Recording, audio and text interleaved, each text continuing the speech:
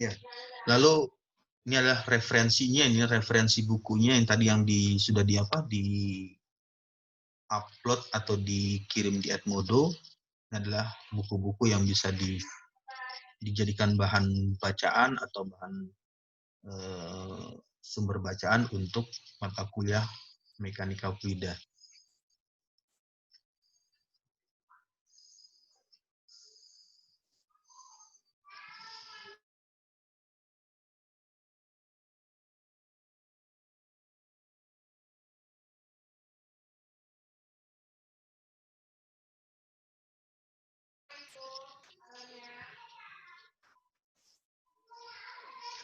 Kemudian untuk tampilannya sudah berubah di layar. Tampilannya di layar sudah berubah lagi ya. Ya, sudah, Pak. Ya. Jadi tadi menjelaskan tentang SAP, Satuan Acara Perkuliahan, diperkirakan selama 1 semester kita akan mencoba membahas atau menceritakan itu dari 14 kali pertemuan. Nah, ini adalah URL atau link ya. Jadi di bagian ini, di sini ada URL. Ini adalah URL-nya. URL-nya simagogr.com. Nah, jadi di bagian ini nanti Anda coba aja ketik di internet atau di website, di URL, ketik https://www.simagogr.com. Jadi nanti akan keluar semacam web atau website, webnya menjelaskan tentang jurnal. Jadi di situ banyak sekali jurnal yang dituliskan di sana. Ada dari jurnal engineering, tidak hanya dari jurnal engineering, tapi ada jurnal ekonomi, kemudian jurnal kedokteran dan lain-lain. Nah, nanti Anda bisa lihat di situ, baca di situ di jurnal, misalkan karena ini adalah kelas mechanical engineering atau jurusan teknik mesin, jadi nanti Anda bisa search atau googling atau mencari di sana dengan memasukkan kata kuncinya adalah engineering, mechanical engineering, nanti akan keluar database publisher jurnal. Jadi setelah mendapatkan database publisher jurnal, Anda bisa masuk ke web tersebut untuk membaca nama jurnal tersebut dan mendownloadnya.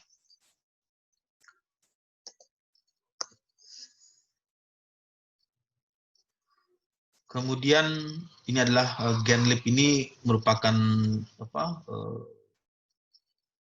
URL untuk bisa mendownload jurnal. Terus DOAJ adalah untuk mengakses jurnal secara free. Directory Open Access Jurnal. Jadi jurnal tersebut bisa diakses secara free. Lalu bagaimana proses penilaian ya untuk kelas ini, kelas fluid mekanik atau mekanika fluida. Pertama, absen kehadiran. Jadi karena sekarang sistem pembelajaran itu adalah menggunakan online, jadi ada minimal kehadirannya itu atau data yang terrecord di Edmodo dengan menuliskan nama dan absennya itu minimal 75% pertemuan. Jadi kalau misalnya 75% itu 75% dikali 14 ya, atau dikali 14. Jadi ada sekitar berapa persen yang Anda harus hadir. Lalu tugas, nah di bagian ini tugasnya 30%, jadi ada tugas mandiri, artinya tugas sendiri, nanti Anda bisa mengeksplor atau bisa mencari tugas yang tugaskan secara mandiri maupun secara kelompok. Lalu penilaian mengenai UTS 25%, UAS 35%, dan di bagian akhirnya adalah totalnya 100%.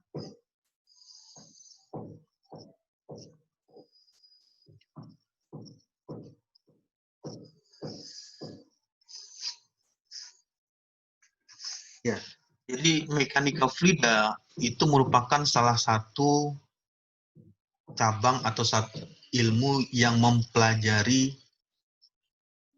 mekanika terapan. Jadi ilmu dari mekanika fluida itu terdiri dari statika dan dinamika. Jadi ada fluida yang kondisinya diam, tidak bergerak, dan fluida yang kondisinya dinamis atau mengalami pergerakan.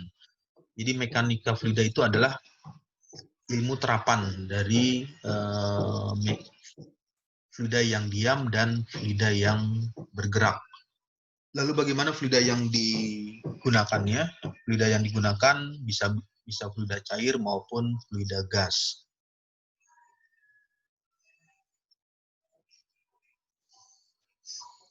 Kemudian di statika fluida itu tujuannya adalah untuk mengetahui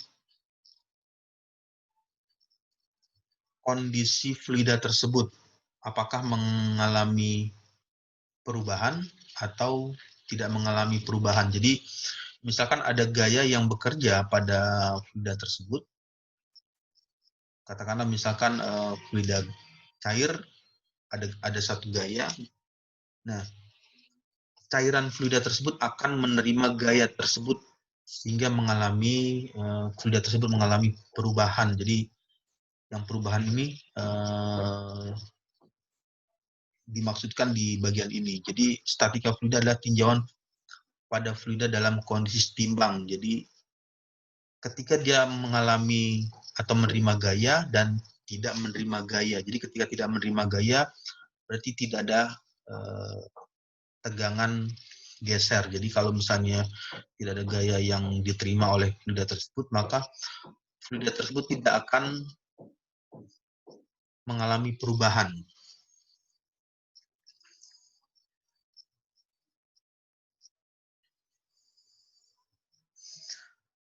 Lalu bagaimana yang dimaksud dengan dinamika? Dinamika berarti dinamis. Jadi dinamis ini adalah fluida tersebut mengalami pergerakan. Pergerakannya itu bisa pergerakan secara normal, secara laminar, atau secara acak, atau secara turbulensi, karena ada gaya yang bekerja di dalam fluida tersebut.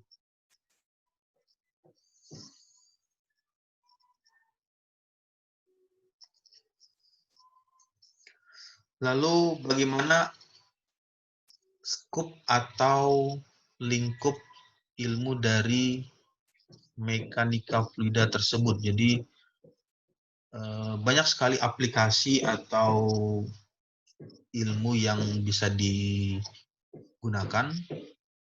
dari penerapan fluid mekanik ini. Sebagai contoh yang pertama, ketika melakukan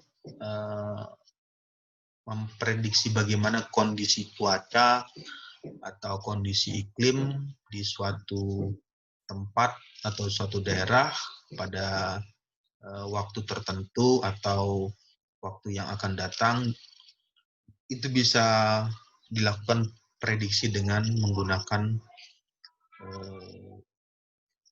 pendekatan keilmuan mekanika fluida. Lalu selain itu untuk bidang engineering. Nah, di bagian bidang engineering ini sangat berhubungan sekali, atau di bidang teknik ini sangat berhubungan erat dengan mekanika fluida. Seperti Anda ingin merancang mobil atau merancang kendaraan, baik itu mobil kecepatan yang digunakan untuk mobil balap, atau mobil untuk mengangkut benda-benda yang berukuran besar seperti mobil truk, itu sangat berhubungan dengan aliran fluidanya. Jadi ketika ingin merancang atau mendesain kendaraan yang memiliki kecepatan tinggi seperti mobil balap, F1, Formula 1, berarti Anda harus bisa mempertimbangkan atau menghitung nilai aerodinamika dari kendaraan tersebut. Bagaimana nilai aerodinamikanya? Apa yang diinginkan? Apakah yang diinginkan itu memiliki gaya hambat yang lebih rendah atau gaya geseknya kecil, atau yang diinginkan memiliki gaya hambat yang besar atau sebaliknya, atau bahkan yang diinginkan lagi kendaraan tersebut bisa bergerak atau bisa berjalan hanya dengan tiupan angin misalkan. Nah, itu banyak sekali ada hubungannya dengan aliran fluida yang bergerak. Kemudian kereta api, kapal laut, pesawat terbang, dan lain-lain. Jadi banyak sekali atau yang masih banyak sekali berhubungan dengan mekanika fluida, seperti bagaimana pengaruh aerodinamika kendaraan terhadap konsumsi bahan bakar.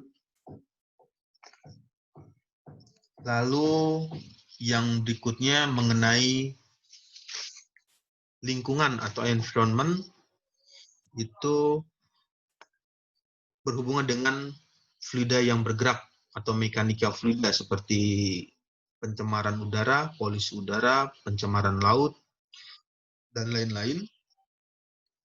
Kemudian di bagian medis atau kesehatan, ini berhubungan juga dengan fluid mekanik seperti biomedical. Jadi di dunia medis itu mereka ingin merancang bagaimana menciptakan atau membuat alat yang bisa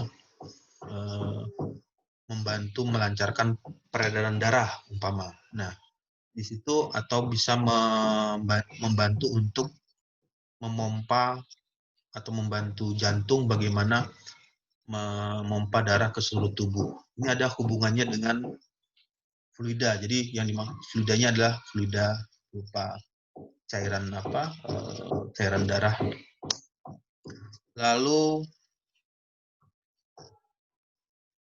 sarana rekreasi dan olahraga ini masih berhubungan lagi dengan mekanika fluida. Kemudian industri petrokimia, perminyakan, kemudian mendesain gedung atau jembatan juga berhubungan dengan fluida. Jadi ketika Anda ingin merancang atau mendesain rancangan gedung dengan tinggi yang cukup tinggi, maka Anda harus bisa memperhitungkan bagaimana aerodinamika gedung tersebut didirikan. Jadi apakah gedung tersebut menerima efek gaya tiupan angin yang cukup besar atau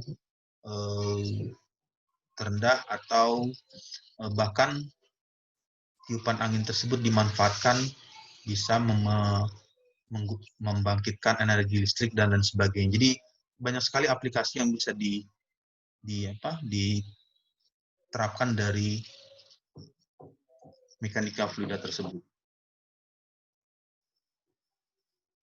Nah, ini adalah gambar mengenai yang tadi ada fluida Newtonian dan fluida non-Newtonian. Jadi secara umum, fluida Newtonian itu adalah fluida yang cair. Jadi seperti water atau air itu masuk ke dalam kategori fluida Newtonian. Lalu bagaimana yang dimaksud dengan fluida non-Newtonian? Fluida non-Newtonian itu adalah fluida yang di sini yang ditampilkan di gambar ini ada seperti apa? Madu. Madu ini merupakan fluida non-Newtonian. Kemudian saus tomat atau kecap itu merupakan kategori ke dalam fluida non-Newtonian. Lalu cat rumah atau cat dinding itu masuk ke dalam fluida non-Newtonian.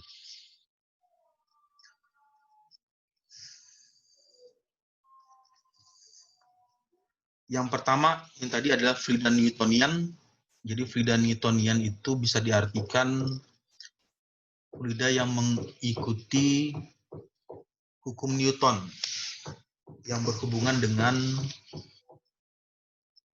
viskositas atau berhubungan dengan kekentalan fluida tersebut. Jadi kalau dituliskan di persamaan fluida Newtonian tahu sama dengan mu dikali du per dy. Jadi bisa dilihat di sini nilai tegangan geser, kemudian U-nya itu adalah viskositas fluida, kemudian du per dy adalah laju regangan atau gradien kecepatan dari fluida tersebut.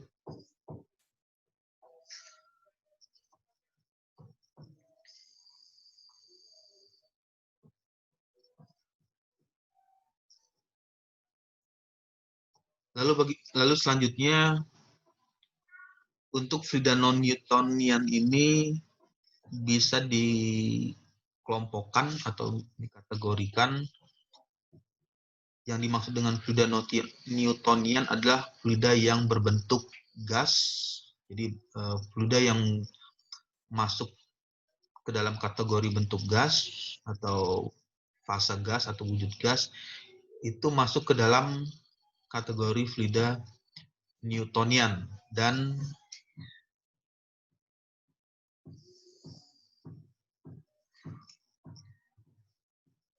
fluida cair yang memiliki rumus molekul sederhana seperti air mineral. Jadi air mineral itu adalah masuk ke dalam kategori fluida Newtonian. Kemudian untuk fluida non-Newtonian itu bisa dilihat di sini. Contohnya adalah pasta. Kalau misalkan menggunakan atau pernah atau sering menggunakan pasta gigi seperti odol atau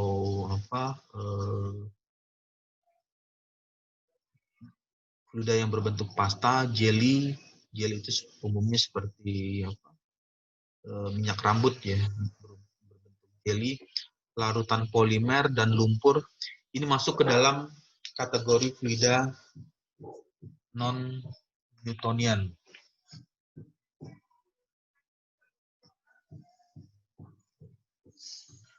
Jadi kalau digambarkan di grafik ini ada grafik perbandingan antara fluida Newtonian fluid dengan ini adalah fluida Newtonian dan gilatan, kemudian pseudoplastik, bingham plastik ini masuk ke dalam fluida non-Newtonian. Jadi bisa dilihat di bagian ini di grafik ini, misalkan ditarik di bagian ini untuk fluida Newtonian. Di fluida Newtonian itu terlihat du per dy adalah kecepatan dari fluida, berarti ada gaya yang bekerja pada fluida tersebut. Kalau misalnya ditarik garis di titik ini atas, maka nilainya untuk tegangan geser yang dimiliki oleh fluida Newtonian tersebut berbanding lurus. Jadi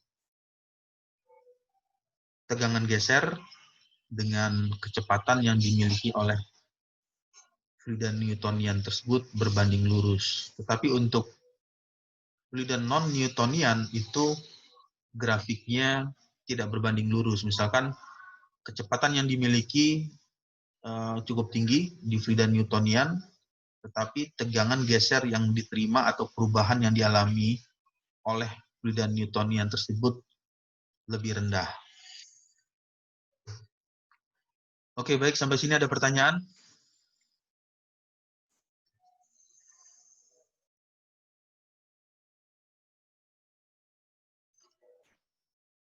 Ya, tidak ada pertanyaan, dilanjutkan lagi di materi yang tadi. Ini adalah kategori dari non-Newtonian, ada Bingham plastik, lalu pseudoplastik, jilatan fluid, seperti adonan tepung kanji. Jadi nanti bisa dilihat ya, ada yang bisa diaplikasikan bahwa fluida tersebut, fluida non-Newtonian itu bisa digunakan untuk hal-hal yang cukup menarik. Jadi nanti ada tampilan videonya, bisa dilihat.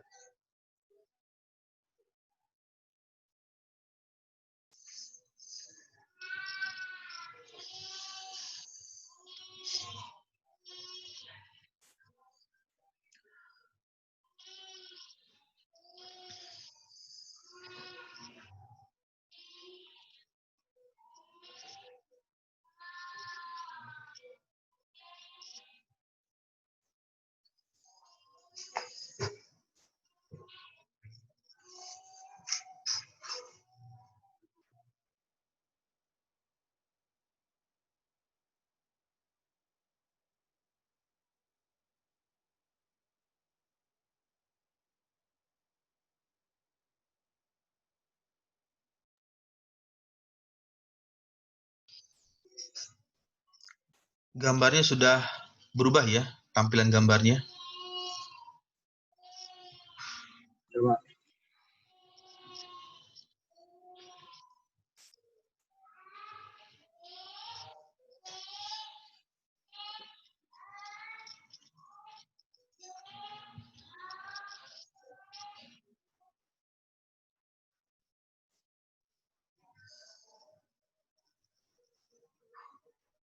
The same type of fluid that can do this can also do this. Why doesn't this liquid behave like water? There are two different types of fluids, Newtonian and non-Newtonian. Newtonian fluids are what you may be Newtonian fluids are what you may be most familiar with. For example, water, milk, and oil are all Newtonian fluids. These are fluids whose viscosity remains constant as the force applied changes. Now, viscosity is a measure of how easily a fluid moves. So when we say that the fluid has a high viscosity, this means that the fluid will move slower. And for a low viscosity, this means the fluid will move faster. Water, the stuff we need to survive. And chocolate syrup, the stuff that goes great on pancakes, ice cream, you name it. You might already have a pretty good guess as to which has the higher viscosity, but let's take a look. As you can see, the water flows a lot faster than the syrup, so here we can say that the water is a liquid with the lower viscosity. So for Newtonian fluids, changing the force you apply to the fluid, such as gently slapping it, or hitting it, will not change its viscosity. Non-Newtonian fluids, on the other hand, have viscosities that can change as the force applied to them changes. Like earlier, it behaves differently when you apply a lot of force than when you apply a little bit of force. This is a type of non-Newtonian fluid known as a dilatant fluid, whose viscosity increases with force. This fluid here, known as oobleck, is a suspension of cornstarch in water. A suspension is a mixture of a solid and a liquid. In this case here, cornstarch is going to be our solid, and water is going to be our liquid. Cornstarch is a large, blocky molecule, which we will symbolize with rectangles in our drawings. Water, on the other hand, is a much smaller, rounder molecule than cornstarch, so we will visualize it as these circles. When we combine these two, we get a suspension. Each cornstarch molecule is surrounded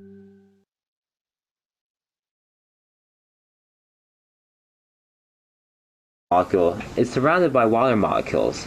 As you can see, the water molecules are a lot smaller than the cornstarch molecules.